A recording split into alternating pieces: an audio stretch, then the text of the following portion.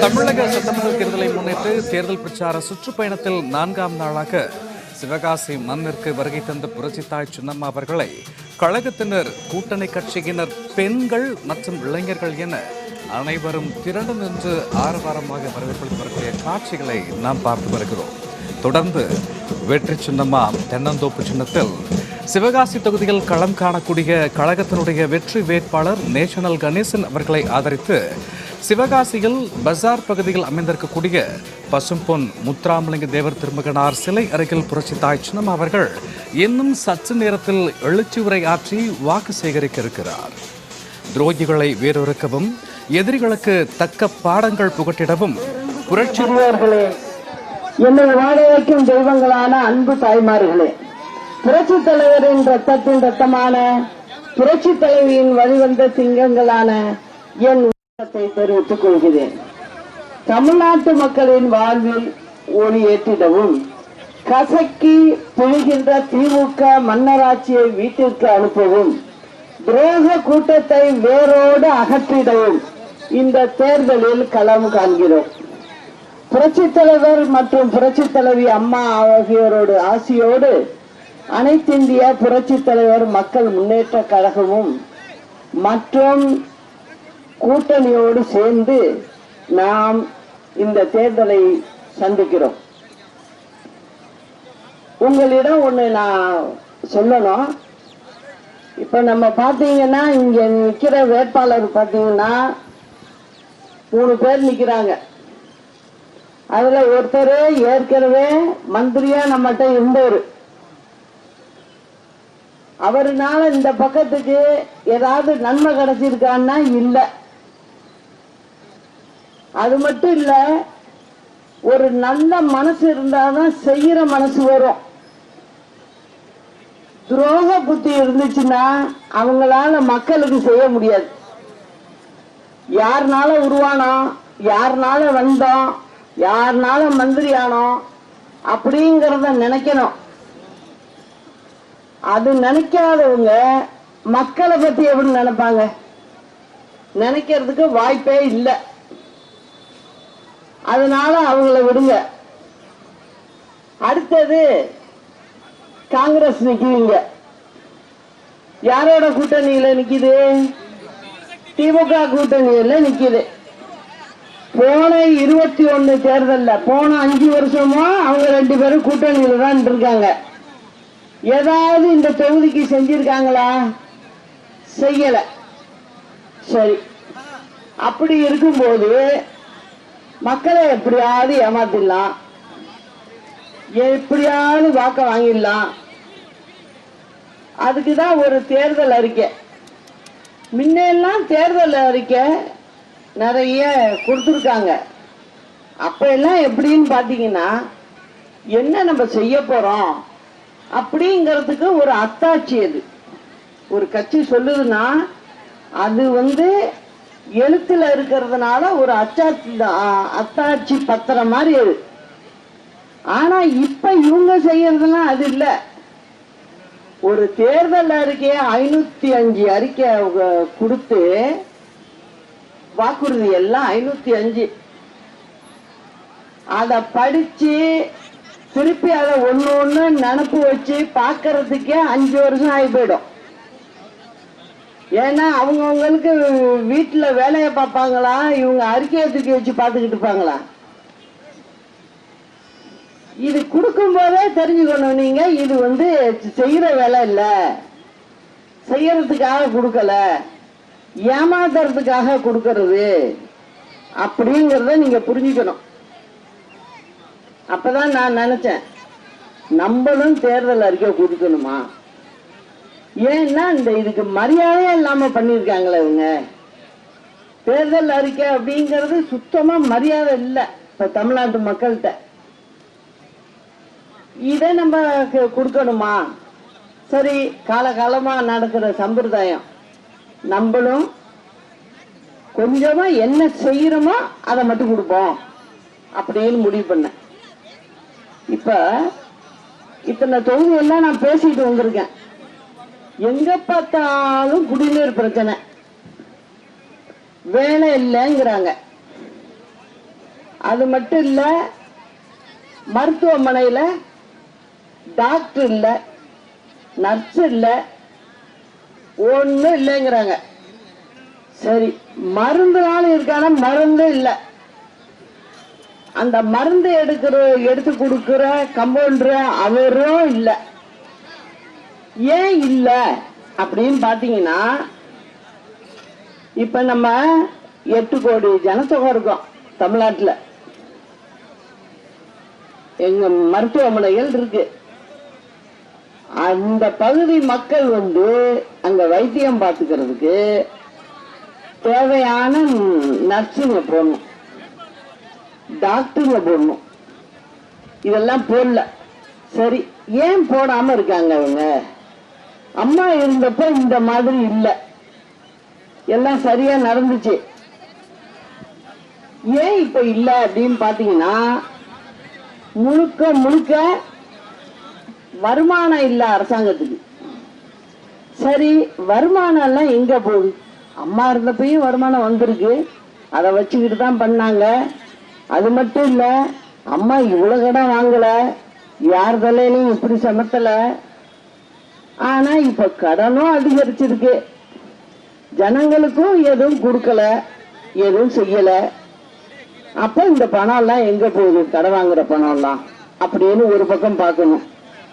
ஒரு பக்கம் பாத்தீங்கன்னா, ஒவ்வொரு வீட்லயும் ஒவ்வொரு தலைக்கும் ஒரு ஆளுக்கு 2 லட்சம் ரூபாய் கடன்ல இருக்கும். அரசாங்கம் கடன் வாங்குச்சுன்னா அது மக்களை கணக்கு வச்சுதான் கடன் கொடுப்பாங்க. அது மாதிரி நிலைமை இருக்கு. இப்போ அரசாங்கத்துக்குன்னு சில வருவாய்கள் இருக்கு, அதெல்லாம் வரணும். வந்தா நம்ம கொஞ்சம் சமாளிக்கலாம். அரசாங்க உத்தியோகத்துல இருக்கிறவங்களுக்கு சம்பளம் கொடுக்கலாம். இப்ப சம்பளம் கொடுக்கறதுல பிரச்சனை வந்துருச்சு. இப்போ ஒரு 4-5 வருஷமாவே இது தொடர்ந்து சம்பளம் கொடுக்க முடியல. அதனால என்ன பண்றாங்க, பதவிகளை நிரப்பல. இப்ப ஒரு பதவி முடிஞ்சு போறாங்க ஒரு டாக்டர் அப்படின்னா, அந்த இடத்துக்கு புதுசா ஒரு ஆளை போடணும், போட்டா சம்பளம் கொடுக்கணும். அதனால அதுக்கு கையில பணம் இல்ல. நர்ஸுங்க பாத்தீங்கன்னா அவ்வளவு பேரு படிச்சிட்டு இருக்காங்க, அவங்களுக்கு பதவி போடுறதுக்கு வழி இல்ல. ஏன்னா சம்பளம் கொடுக்கணும். அதனால என்ன பண்றாங்க, மருத்துவமனை கட்டி இருக்கு, உள்ளுக்குள்ள சாமான் இல்ல, எக்ஸ்ரே கிடையாது, ஸ்கேன் கிடையாது, இதெல்லாம் இல்ல.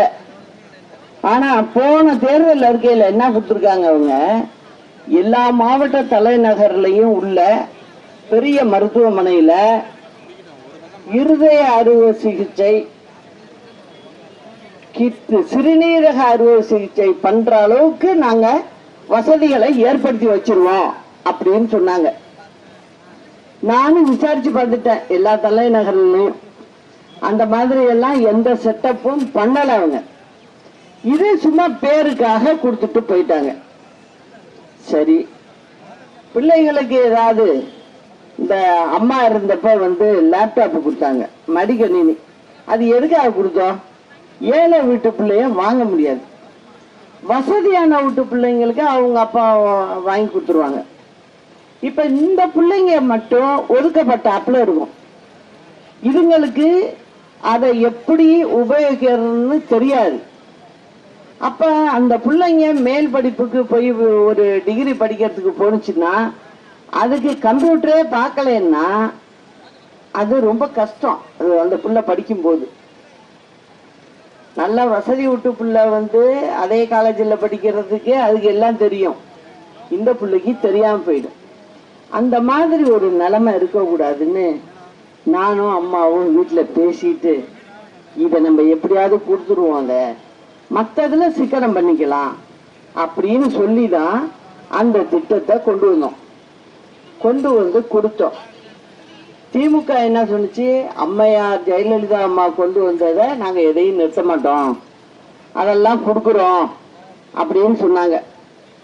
ஆனா பாத்தீங்கன்னா உங்க வீட்டுல பிள்ளைகள்லாம் ஸ்கூல்ல படிச்சிருக்கோம், அதுகிட்ட கேட்டு பாருங்க, உங்களுக்கே தெரிஞ்சிருக்கும், அம்மா அப்பாவுக்கும் தெரிஞ்சிருக்கும். கொடுக்கல. அதுக்கு என்ன சொல்றாங்க, கல்வி அமைச்சரும் வெளியில எல்லாரும் பிரஸ் கேக்குறாங்க, பத்திரிகை நிருபர் கேக்குறாங்க, என்னங்க அந்த அம்மா கொடுத்தத நீங்க கொடுக்கணும், ஆனா நீங்க நிறுத்திவிட்டீங்களே அப்படின்னு கேட்கும்போது என்ன சொல்றாங்க, இல்லைங்க நாங்க வந்து இப்ப புதுமையா ஒண்ணு வந்திருக்கு, சின்னதா ஐபேடுன்னு ஒண்ணு வந்திருக்கு, அது கொடுத்தா பிள்ளைகளுக்கு ஈஸியா இருக்கும் அப்படின்னு சொல்லி அது வாங்கலாமா இது வாங்கலாமா அப்படின்னு யோசிச்சுக்கிட்டு இருக்கோம். சரி எவ்வளவு நாளையா யோசிப்பீங்க, அடுத்த தேர்தல் வந்துருமே அப்படின்னு கேட்டா அதுக்கு பதில் இல்லை. இப்ப தேர்தல் அறிவிச்சுட்டாங்க, உடனே என்ன பண்றாங்க, கொஞ்சம் லேப்டாப்பை வாங்கி அவசரமா கொண்டுட்டு போய் ஒரு 4-5 காலேஜுக்கு கொடுத்து அதை விளம்பரம் எடுத்து முதலமைச்சர் சொன்னாரு செஞ்சிட்டாரு அப்படின்னு விளம்பரப்படுத்துறாங்க. நான் என்ன கேக்குறேன், ஒரு வேலைக்கு ஆளை போட்டு சம்பளம் கொடுத்தா அது ஒரு குடும்பத்துக்கு உதவியா இருக்கும், அந்த பிள்ளையோட அம்மா அப்பாவுக்கு உதவியா இருக்கும். அதை செய்யல. நீங்க என்ன பண்றீங்க, இந்த மாதிரி சின்ன சின்ன விஷயத்தெல்லாம் எடுத்துக்கிட்டு விளம்பரமா படுத்திக்கிட்டு இருக்கீங்க. அம்மா இருந்தப்ப நீங்க எல்லாம் பார்த்திருப்பீங்க, இந்த மாதிரி விளம்பரம் எல்லாம் அம்மா கொடுத்தது இல்லை. நம்ம செய்யறோம், அந்த குடும்பத்துக்கு போய் சேரணும், அது ஒரு நிம்மதியா இருந்தா போறோம். அப்படிதான் அம்மா வேலை செஞ்சாங்க. இப்ப அப்படி இல்லை, அதை பெருசா காட்டணும். ஏன்னா திருப்பி ஏமாத்தி திரும்ப ஆட்சிக்கு வந்துடணும் அப்படிங்கிறதுக்காக பண்றாங்க. இப்ப 2வது முறை கொடுத்துருக்காங்க தேர்தல் அறிக்கை. அதுல பாத்தீங்கன்னா முதல்ல கொடுத்தது 505, இப்ப 525க்கு போயிட்டு. இப்போ அதெல்லாம் நான் பார்த்தேன். நம்ம அம்மாவோட இருந்து இத்தனை வருடம், ஒரு 15 ஆண்டு காலம் அம்மா முதலமைச்சரா இருந்திருக்காங்க, கூட இருந்திருக்கேன், அந்த வீட்டிலே இருந்திருக்கேன். என்ன அரசாங்கத்துல நடக்குதுன்னு தெரியும், எப்படி வரவு செலவுங்கிறதுன்னு தெரியும். அப்படி இருக்கும்போது உங்களால வேலையே கொடுக்க முடியலையே. இப்ப என்ன சொல்றீங்க, நாங்க வந்து 8000 ரூபாய்க்கு கூப்பன் தர்றோம், அந்த கூப்பனோட முடிஞ்சு போயிடும், 5 வருஷம் கூப்பன் தர்றோம், அதை வந்து நீங்க கடையில கொண்டு கொடுத்துட்டு உங்களுக்கு என்ன பிடிக்குதோ வாங்கிக்கிங்க அப்படிங்கிறாங்க. அடுப்பு வாங்கிக்கிங்கன்னு சொல்றாரு, கரண்ட் அடுப்பு. நான் என்ன கேக்குறேன், கரண்டே இல்லையாப்பா, கரண்ட் அடுப்பா கொடுக்குறேன்னு என்ன தைரியமா சொல்றீங்க நீங்க? நீங்க வந்து ஒரு யூனிட்டுக்கு என்ன காசு வாங்குறீங்க அவங்கள்ட்ட? அப்ப அதுல சமைக்க சொல்றீங்களா அவங்கள? அப்படின்னா என்ன அர்த்தம், நீங்க கரண்ட வந்து நம்ம உள்ளூர்ல தமிழ்நாட்டுல தயாரிக்கிறோம், அந்த தயாரிக்கிறதெல்லாம் ரிப்பேர் பண்ணி போட்டுட்டு வெளியில தனியார்ட்டேந்து காசு கொடுத்து வாங்குறாங்க. அந்த தனியார்ட்டேந்து காசு கொடுத்து வாங்குறது எவ்வளவுன்னா, ஒரு யூனிட் 15 ரூபாயில ஆரம்பிச்சு கிட்டத்தட்ட வெயில் காலம் வர வர எல்லாரும் வீட்லயும் கரண்ட் தேவை அதிகரிக்கும். ஃபேன் போடுவோம், வீட்டுல ஏசி போடுவாங்க, இதெல்லாம் இருக்கும். அப்ப பாத்தீங்கன்னா அந்த தனியார் நிறுவனம் உனக்கு கரண்ட் கொடுக்க முடியாது, அப்படி வேணும்னா ஒரு யூனிட் 25 ரூபாம்பாங்க. இவங்க மக்களை காமிச்சுக்கிட்டு 25 ரூபானாலும் வாங்கிடுறது, வாங்கிட்டு வேற விதமா அவங்களுக்கு வாங்குறத வாங்கிக்குவாங்க. அதுதான் தேவைன்னு நினைக்கிறாங்க. நீ கறியை வாங்கி இங்க தயார் பண்றதுக்கு எதுக்கு வேஸ்ட், பேசாம ரெடிமேட் சட்டை மாதிரி வெளியாட்டை வாங்கிக்குவோம், நம்மளுக்கும் தனியா ஏதாவது செய்வாங்க அப்படிங்கிற நினைப்புல தான் இந்த அரசாங்கம் போயிட்டு இருக்கு. இதெல்லாம் பார்க்கும்போது நிறைய விஷயங்கள் இருக்கு.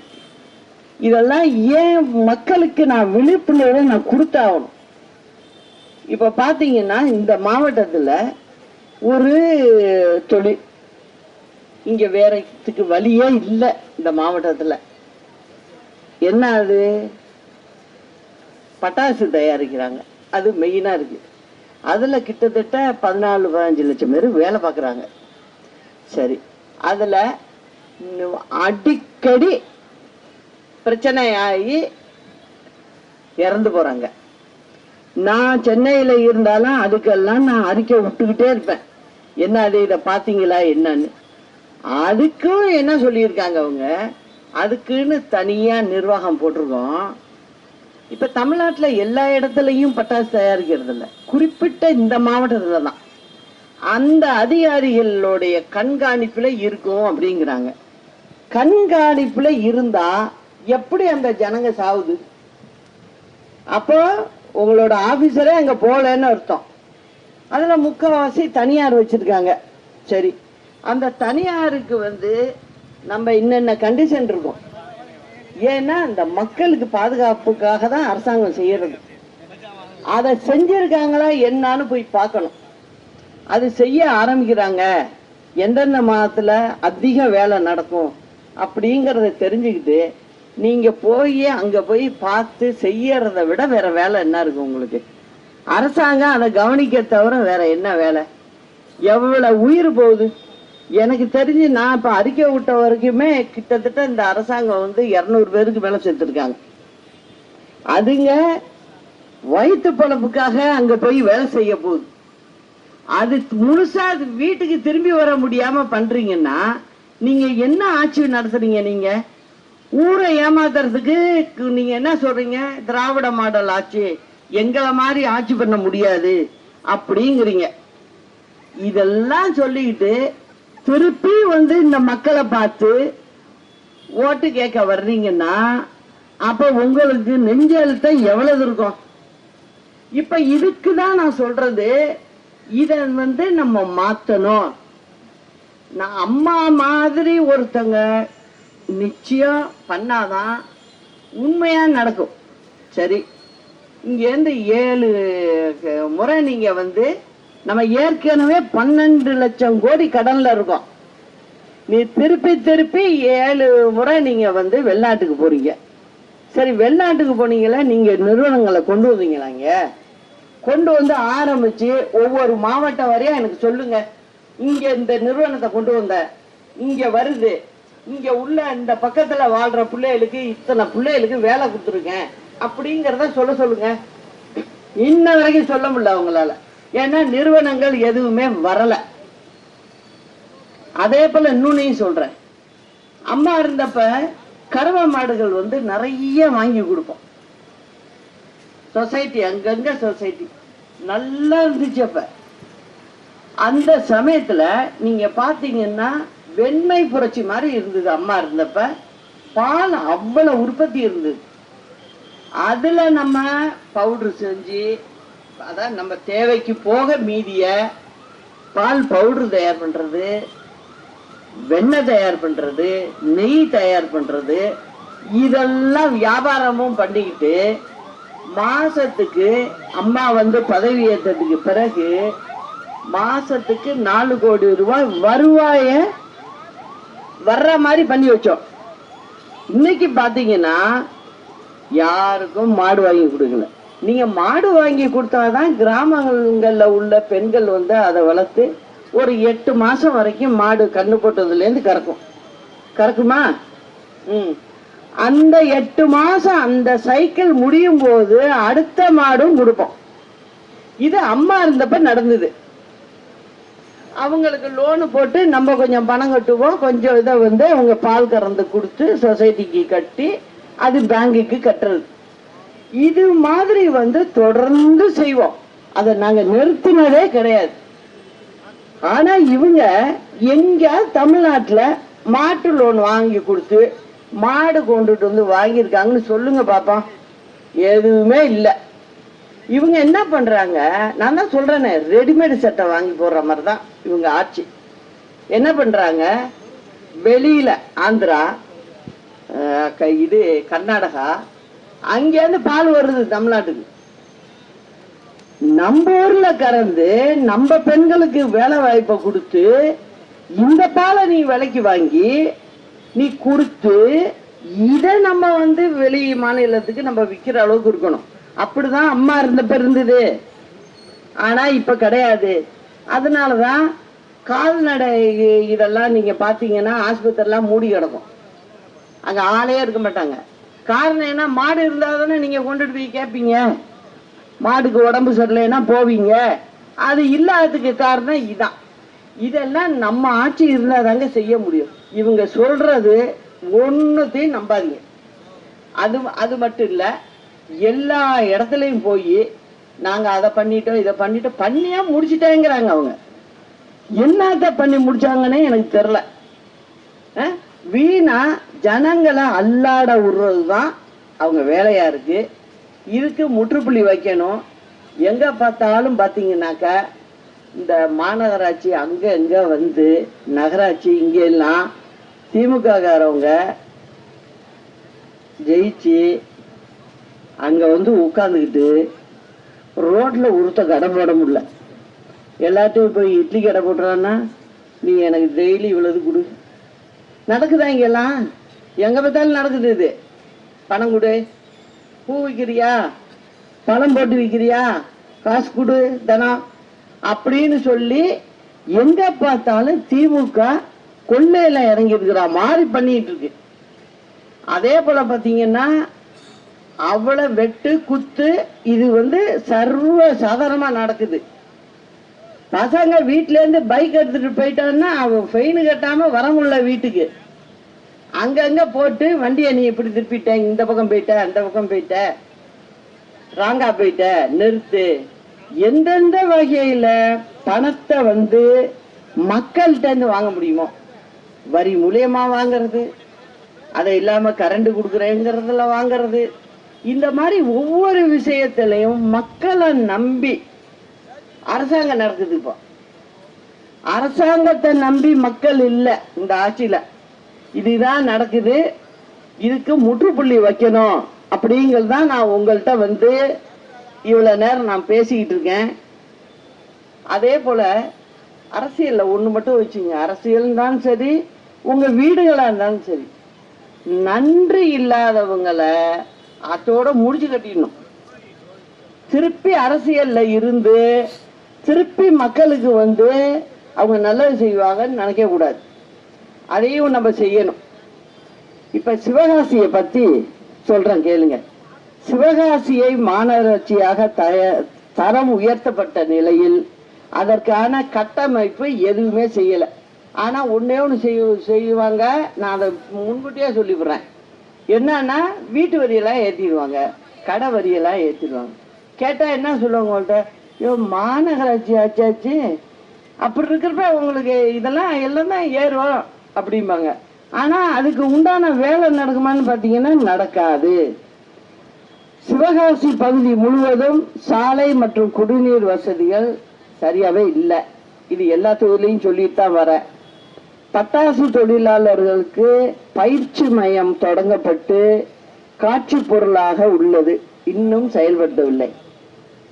அதாவது வெளியிலேருந்து வர்றவங்க விதவிதமா இங்க பட்டாசு தயார் பண்றீங்க, அதை வந்து வெளில எடுத்து வச்சு இது இப்படி இருக்கு, உங்களுக்கு தீபாவளிக்கு எவ்வளவு ஆர்டர் வேணும் நாங்க பண்ணி கொடுக்குறோம் அப்படின்னு இந்த மக்கள் செய்யறதுக்கு சுழுவா அரசாங்கம் பண்ணி கொடுக்கலாம். ஆனா பண்ணி கொடுக்கல.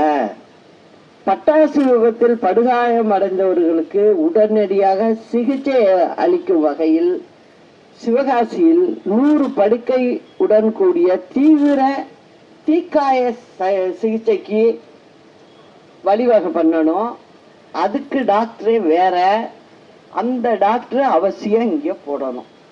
ஏன்னா இந்த சிவகாசி சுற்றி தான், இந்த மாவட்டத்துல தான் இந்த தொழில் இருக்கு. இது அவசியம் செஞ்சாகணும்.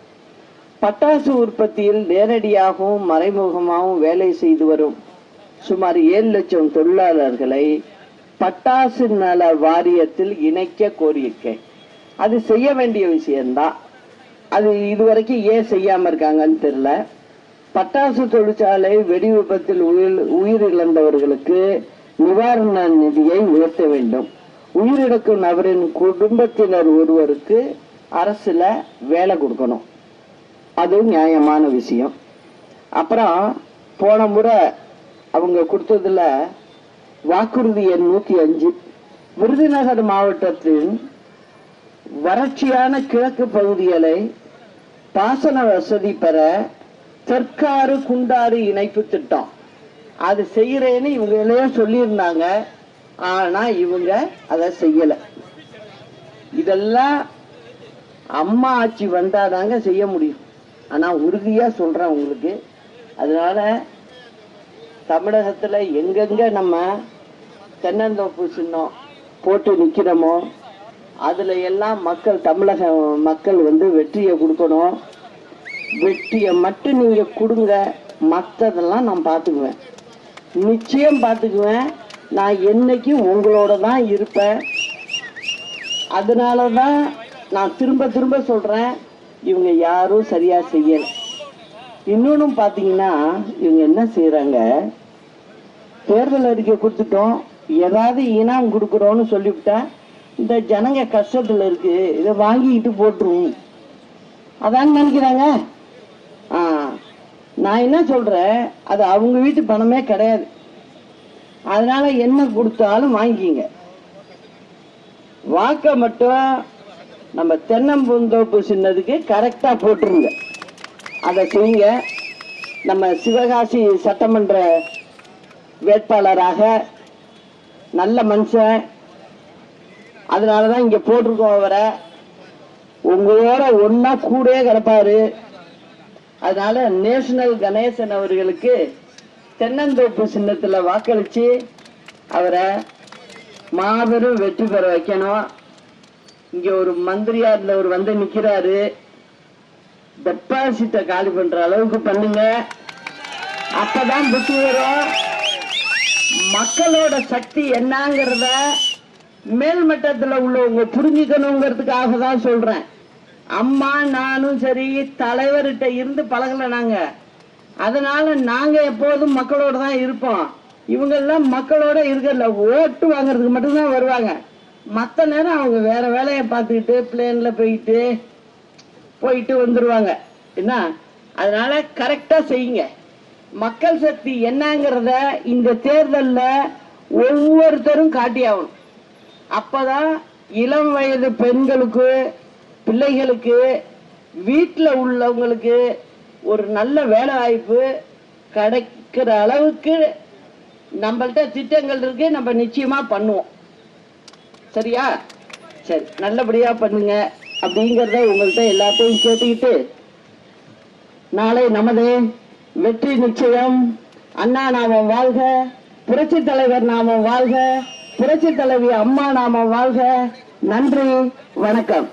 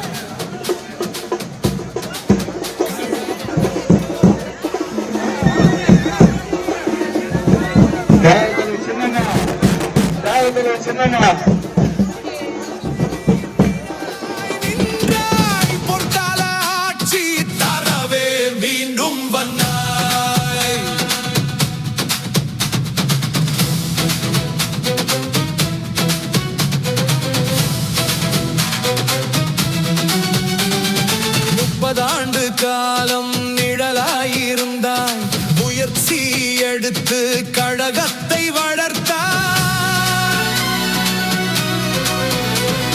சோதனைகள் யாவும் சுக்கு நூறாக, வேதனைகள் கடந்து வென்று நீ வந்தாய். சின்னம்மா, எங்கள் சின்னம்மா, தமிழகத்தின் தர்மமே எங்கள் சின்னம்மா.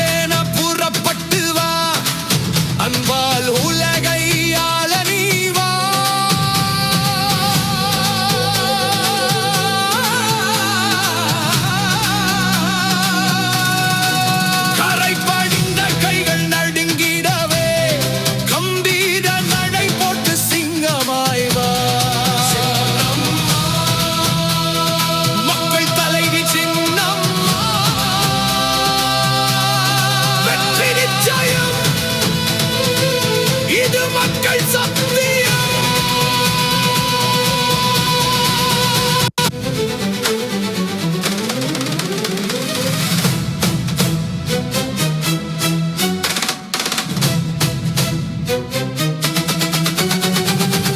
தென்னகத்தின் தியாக தாயே வருக,